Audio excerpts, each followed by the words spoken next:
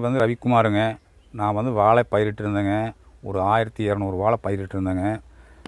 குண்டால் நேர்ந்துறாங்க. இந்த முந்தா நாள் வந்த காற்றுனால 1200 வாழையும் சேதமாகி போச்சு, தரமட்டம் பண்ணிடுச்சுங்க. சூறாவளி காற்றினால் சேதமானதால் வந்து எங்களுக்கு எந்த விதமான இதுவுமே இழப்பீடு கவர்மெண்ட்டு வந்து அலோவ் பண்ணது எங்களுக்கு குறையாக இருக்குதுங்க. கொஞ்சம் அதிகபட்சமாக எங்களுக்கெல்லாம் சேர்த்து கொடுக்கணும். அதுவும் போக விவசாயி இந்த சுற்று வட்டார பகுதியில் வந்து ஒரு பல லட்சமான வாழை ஏக்கரா பல லட்சம் இது வந்து சேதமாயிடுச்சுங்க.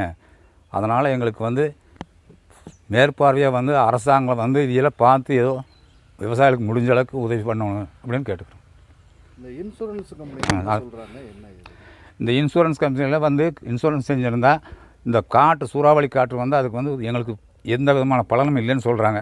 அது வந்து இன்சூரன்ஸ் பண்ணால் அதுக்கு வந்து காற்றுனால் சேதமானாலும் அதுக்கு வந்து இழப்பீட்டு தொகையை சேர்த்து கொடுக்கணும் அப்படிங்கிற இது வந்து தமிழக முதல்வர் வந்து இதுக்கு ஏற்பாடு செஞ்சு கொடுக்கணும்.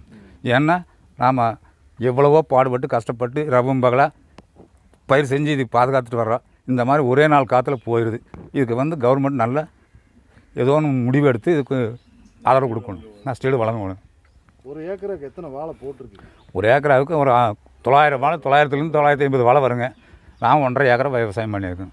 ஒரு ஏக்கராவுக்கு வந்து மொத்தம் எத்தனை செலவாகுது? எங்களுக்கு வந்து அதிகபட்சமாக ஒரு ஏக்கராவுக்கு 2 லட்சம் ரூபா வரைக்கும் செலவாகுதுங்க.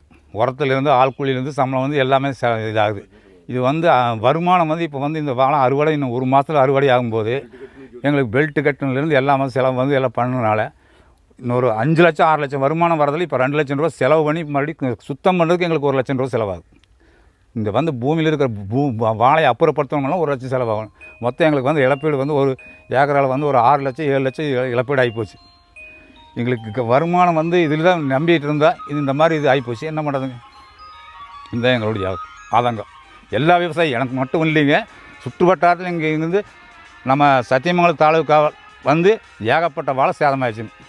அதனால் எங்களுக்கு வந்து முடிஞ்ச அளவுக்கு இதை வந்து மேற்பார்வையாக பண்ணி சமூக ஆர்வலர்கள் வந்து எல்லாம் பார்த்துட்டு எல்லாம் போயிட்டுருக்காங்க. இருந்தாலும் இது இந்த மாதிரி ஆகிப்போச்சுன்னு ஆதங்கம் தான் படுறாங்க ஒழிய எங்களுக்கு எந்த விதமான இழப்பீடு தொகையும் எங்களுக்கு கிடைக்காம பண்ண முடியாது. அதனால் ஏதோ முடிஞ்ச அளவுக்கு அரசாங்கம் வந்து எங்களுக்கு உதவி செய்யணும்.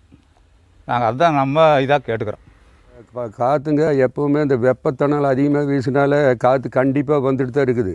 அது ஒரு பகுதியில் சேதமாக ஒரு பகுதியில் நிற்கும். ஆனால் இந்த தடவை பவானி சாலையிலேருந்து பண்ணாரியிலேருந்து சிறுமுக வரைக்குமே எங்கே எடுத்தாலுமே எந்த வேலையிலையும் வாழை முறிஞ்சதோடு மட்டும் இல்லை வேரோடையே சாஞ்சிருக்குது. அதாவது காற்றுக்கு எதுவுமே எதிரில்லை அப்படிங்கிறத நிரூபித்து காட்டியிருக்குது. ஆகவே தயவு செஞ்சு நீங்கள் எங்களுக்கு விவசாயிகளுக்கு ஒரு வாழைக்கு ஒரு 50 ரூபாயாவது குறையாமல் கொடுத்தா தான் இந்த வாழையை நாங்கள் அப்புறப்படுத்த முடியும் என்று தாழ்மையுடன் கேட்டுக்கொள்கிறேன். இன்சூரன்ஸ் கம்பெனிகள்லாம் எப்படி இருக்கும்னு நினைக்கிறீங்க? இன்சூரன்ஸ் கம்பெனிங்கிறது எங்களுக்கு தெரியறது இல்லைங்க. இந்த மாதிரி ஏதாவது வாழை காற்று சேதமானால் தான் அப்போ தான் சொல்கிறாங்க, நீங்கள் இப்படி நஷ்டமாகறீங்களே இன்சூரன்ஸ் பண்ணியிருந்தால் உங்களுக்கு ஒரு லாபம் கிடைக்குமேன்னு சொல்கிறாங்க. அது எங்களுக்கு தெரியாமல் போச்சு. இனிமேற்கொண்டு வாழை வச்சு இன்சூரன்ஸ் பண்ணுறதுக்கான ஏற்பாடு பண்ணுறோம். அதே சமயத்தில் நீங்கள் இன்சூரன்ஸுக்கு காற்றடித்தாலும் எந்த சேதாரமானாலும் குறைஞ்சபட்சம் ஒரு வேலையில் ஒரு 3/4 திட்டம் பலனாவது கொடுத்தா தான் நாங்கள் மீண்டும் தொடர்ந்து விவசாயம் செய்ய முடியும். தமிழக அரசு வந்து இதில் என்ன செய்யும்னு நினைக்கிறீங்க? தமிழக அரசு இந்த பகுதியில் இருக்கிறதே விவசாயம்தான், வாழை தானுங்க. இது ஏதோ ஒரு ஆண்டுக்கு மழை பெஞ்சாதான் விவசாயம் பண்ண முடியுது. மற்ற பகுதியில் இங்கே எந்த தொழில்களில் ஒன்றுமே இல்லை. குடும்பத்தொட்டு எங்கேயும் போக முடியாமல் பாரம்பரிய தொழிலவே நாங்கள் செஞ்சுட்டு இருக்கிறதுனால விவசாயிகளுக்கு எங்களுக்கு பல விதத்துலேயும் உதவி செய்யணும்னு தாழ்மையுடன் கேட்டுக்கொள்கிறோம்.